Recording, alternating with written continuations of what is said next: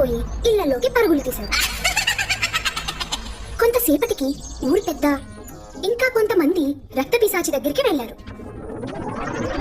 దాని ముందుంచిన తినుబండారాలన్నీ ఒక్కొక్కటిగా మింగేసింది.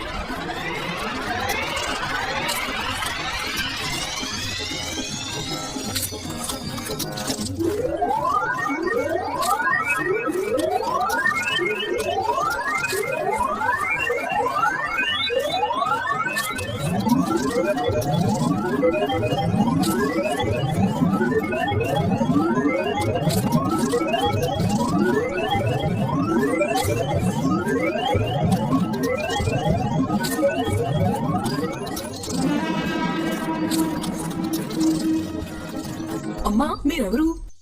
దయచేసి మా ఊరు వదిలి వెళ్ళిపోండి. పిల్లలు ఆడవాళ్ళు మీ అరుపులకి భయపడిపోతున్నారు.